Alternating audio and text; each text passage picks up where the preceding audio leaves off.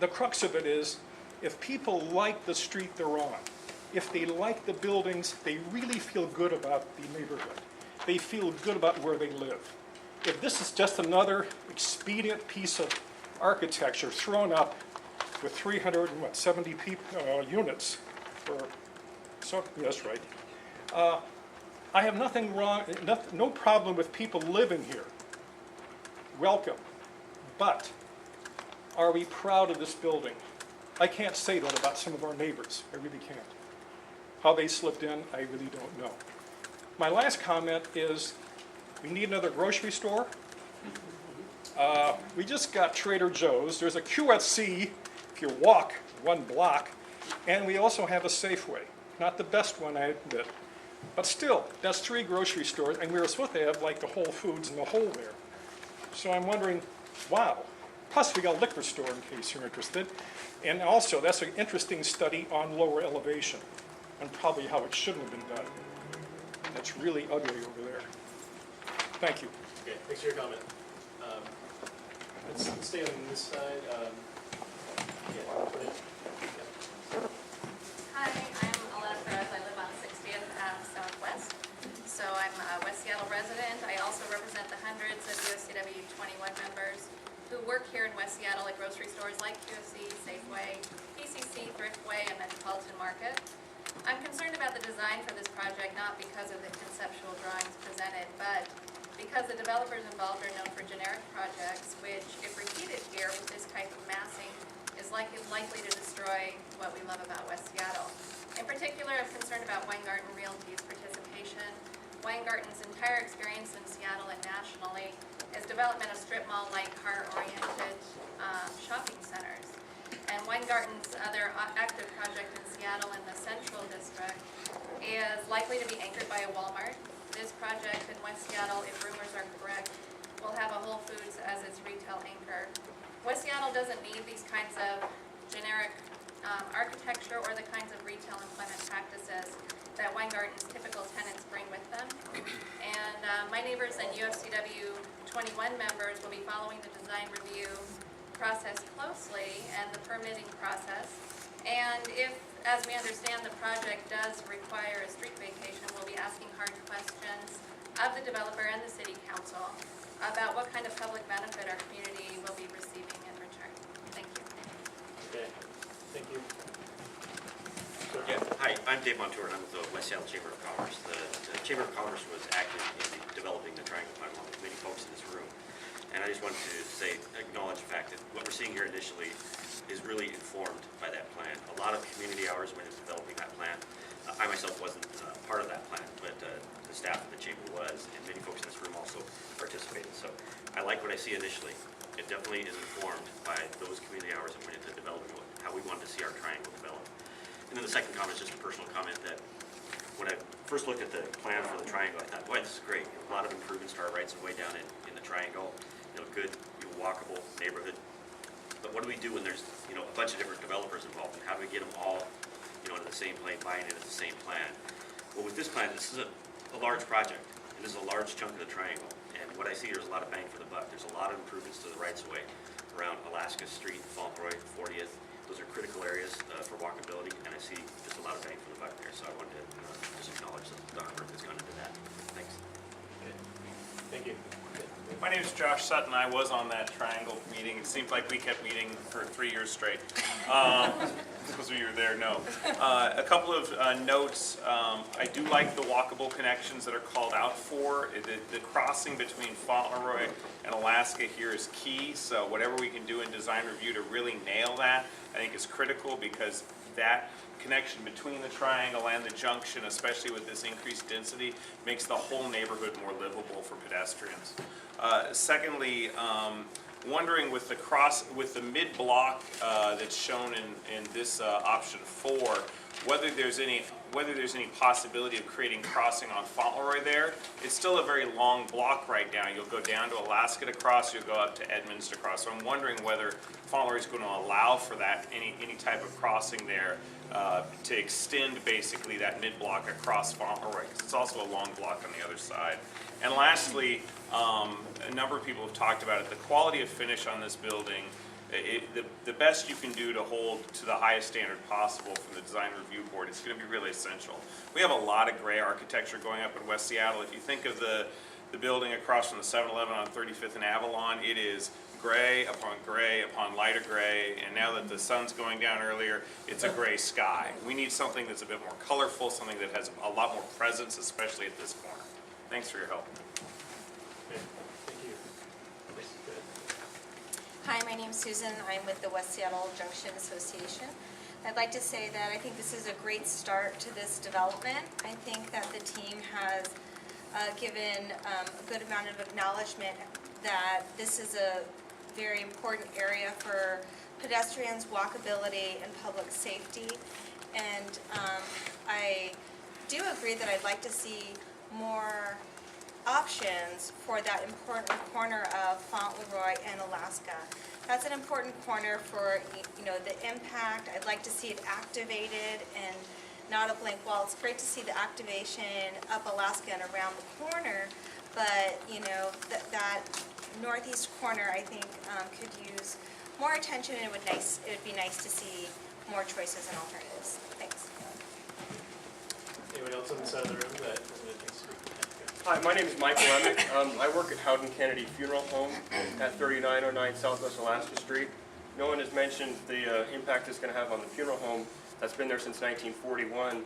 I think it's truly a loss for the community to, the funeral home is not, we're not closing, we're not going to be closed at any time, but it's truly a loss. I mean, that building's been there since 1941, and my grandparents' funerals were there.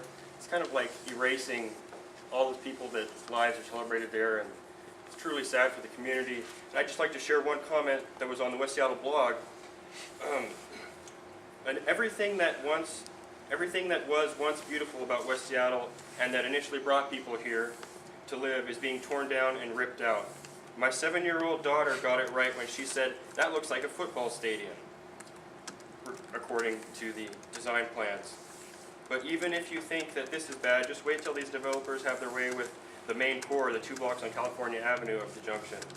We will be having a summer festival in a canyon that is lined with chain stores, and all the character that once was West Seattle will be gone. So, just some words to think about. It's, you know, thank you. Okay, thank you. I think that covers everyone's comment. We're taking a little bit extra time for public comment, but now we're going to begin a very important part of our meeting where the board is going to deliberate. We're going to be having essentially a meeting amongst ourselves. You're welcome to stay and listen. If you're going to have a conversation, please step outside of the room so that everyone can hear who wants to. And as Bruce mentioned, if you have any additional comments on design issues, you can send them to him in the interim. There will be another meeting as part of the recommendation process for design review, so there will be another opportunity to comment as well. Also, if you have any issues on land use or SUPA or zoning, some comments that didn't pertain to design review, you can also direct us to Bruce as well. Thanks for attending.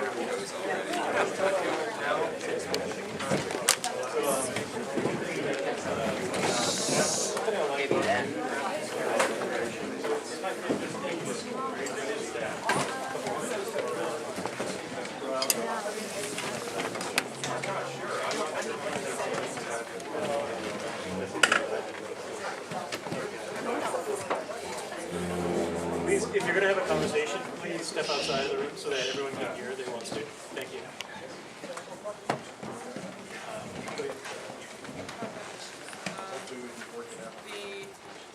The gateway corner is the first one. The second one is the departure for transparency. Concern all three sides.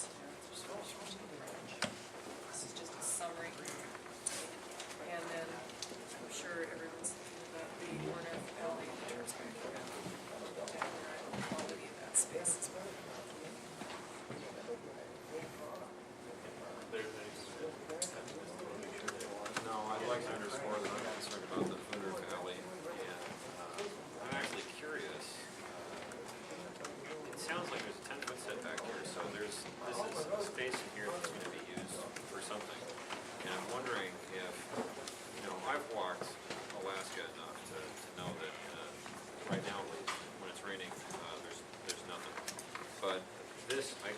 eventually becoming a very, very busy area. I'm wondering if there's not something we can address right now that would ensure that there's going to be shielding of the sidewalk.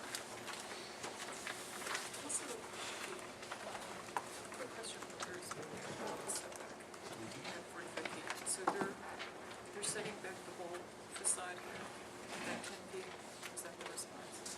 Instead of doing the umbilical setback? Okay. Yeah, that's why I was remembering about Alaska Way, that we needed to have the setback on the 45, on 45. Good for you.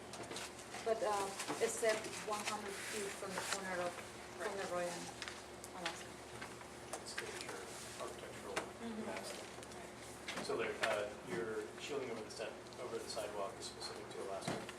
No, not necessarily. I mean, we've got retail right here, but it, this is, I assume we're probably looking at far less of a distance from the building to the sidewalk. Here, if we do a setback, it might be difficult to achieve.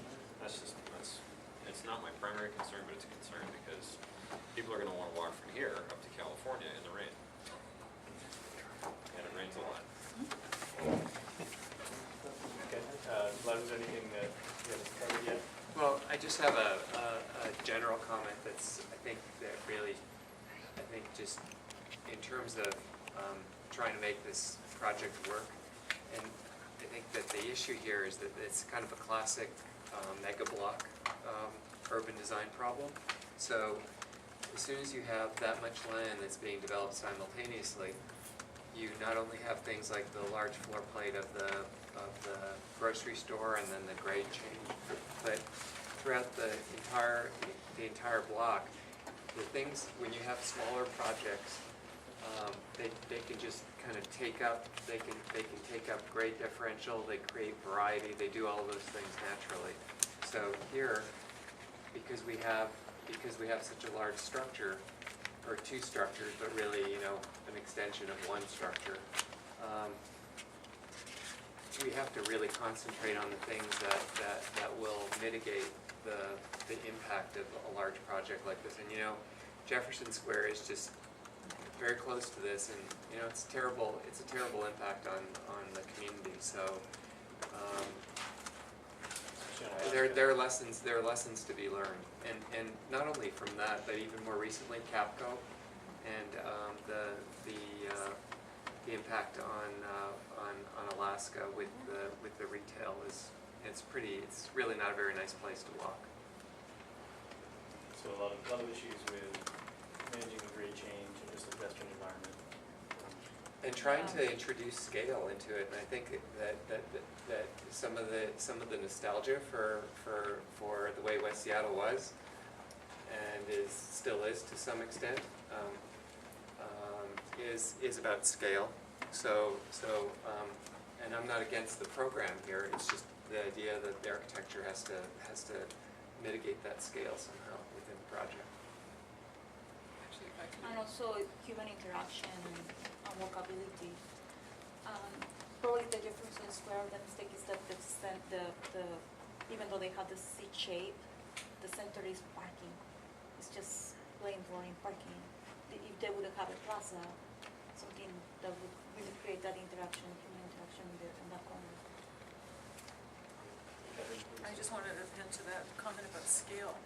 And this project is unique in that it's got to relate it to pedestrian scale as well as the macro scale, the big urban design scale as well. And that, the Fauntleroy right-of-ways and the Alaska right-of-ways are really broad and visible from distance, both up and down the hill. And so it has to relate to both scales because it's a big right-of-way that you can take the And that's the reason why I was asking for any special features, architectural features, or something artistic on that corner to make it special, because it's the first thing that we see when we're coming from Fauntleroy. Right. Yeah. So this, It's going to be the building that helps identify. sort of a rare opportunity in West Seattle to have that sort of monument scale. Right. The approach Yeah, of monumental, Fauntleroy. yeah. So yeah, I think it's a huge opportunity.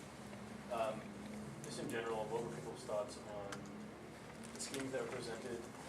There was a couple comments made about the 70-foot scheme being only shown once, and one you see more variety on that scheme as presented, because the 85-foot scheme, it's essentially a different building type. And that was my first thought, was, okay, it's a different construction type, so that really is sort of a different approach. If people think that was adequately addressed in the options. So, the 70 feet is a result of the wood frame construction. It's more than 509. Get 85 feet by jacking the podium up into the floor. Wouldn't that do it? If it works with grade. It's probably killer pro forma, but Yeah, and I think it depends on grade too, the average grade plan. Well, no, like to the site. I was thinking even the podium, if it was, that's why I was seeing it, I was asking if we were seeing an option of rotating the seat shape to provide the podium for more, the plaza to be accessible from the street also to the general public. You know, not just the people from the building, and that way they could have even the second floor for some coffee shops or more shopping area. You know, in the triangle advisory meetings, the discussion about going to 85 feet was hoping that there would be more open space and grade open to the public as a result. So that was one of the reasons. Having an 85, so less the ground plane could be used. Besides, it seems like the design of the facade facing to Fauntleroy is more interesting than what they are providing on Alaskan Way. Alaskan Way, they have a section that it looks like a black wall. And that should be a big no-no for us. You're looking at the last rendering. Yeah, the modulation looks more interesting on Fauntleroy than Alaskan Way.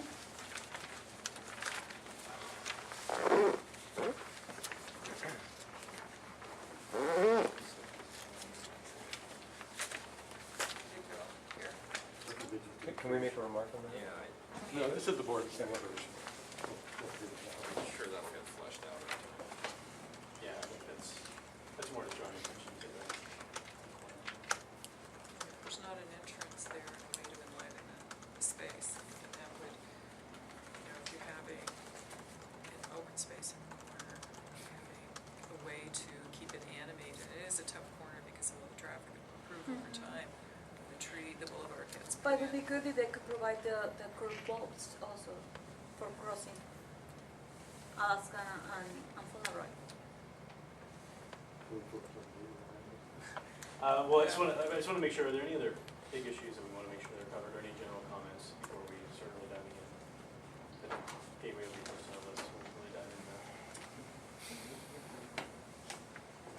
Well, I guess it's kind of minor. It was just, you know, because it was the focus of the urban design framework to have 40 as residential, and I don't know, maybe we'll throw that out there and see what people think, but have a more residential character. This is not developing much of, you know, as much of the block as the urban design framework thought. We certainly have an issue across the street right now because it's all parking. So, you know, being the pioneer and bringing in stoops might not be appropriate, but we'll probably talk about it. You get At used to the that end, at least to yeah. the character, even if you don't have a actual program. Okay. I think we've covered a lot of issues, and we'll tie these into the guidelines at the end of this. What about the green infrastructure? I noticed that the triangle focused a lot, the green infrastructure to be provided in this area. So I just wonder if they are going to provide any bioswales or planters, stone planters, stonewater planters at the Fauntleroy area and Alaskan Way, besides the 40th. I know on besides- 40th Street they are providing that because it's a green street, but Alaskan and Fauntleroy, I didn't see anything in the drawings.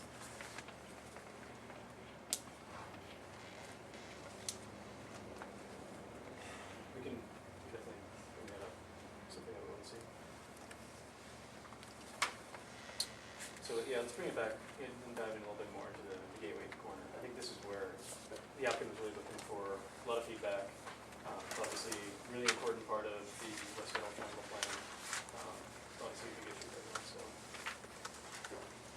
What do we see here, and what's some direction we want to go? So the other big issue, I was just gonna say, just the other big issue that everybody's talked about, I haven't said anything about it yet, but we definitely need to put the whole issue of the east-west alley connection and how it functions and access and service access, all of those things are pretty critical. Yeah. Time back to Walkability, your yeah. That- I mean, It that's doesn't gonna seem be- very welcoming still, it's it's- so bulky at the corner. You know, the Fauntleroy is very busy, and I actually have real trouble wondering how it can function for pedestrians or vehicles, quite frankly, as a major access point there. And a lot of, you're concerned about that right there, where the Yeah. tendency, if there is a three-block connection, the tendency is gonna be to walk across there. Yeah. If you had a busy enough day in the store, and 3 cars pulled out right here when the light tripped, I mean, this is obviously something for the study, the traffic study, but this would just be a hot mess right there, and it would fill up in a heartbeat. I don't have many other comments because I think that, you know, the life and death of this project, the success of the project is going to be that they can park enough spots down here successfully and quickly enough to feed a drugstore and to feed a grocery store, a very large grocery store, and also some supplemental retail. And that, I think, is going to be one of the big issues for us to look at tonight. I'm a many. I'm not trying to say it's the only issue. And I have concerns that if we put a access to the garage right here, I think the worst thing that can happen is that people would start using it. Because, you know, I mean, we've all been in bad traffic here. If you're trying to make the ferry in 5 minutes or something like that, and you hit up the wrong light, that'll ruin your whole week. Your next week. Okay. Do we wanna continue the conversation with the alley, that's obviously another key one, or we can go back to the gateway? Yes. Let's go back to the gateway. Gateway's very important. Very important.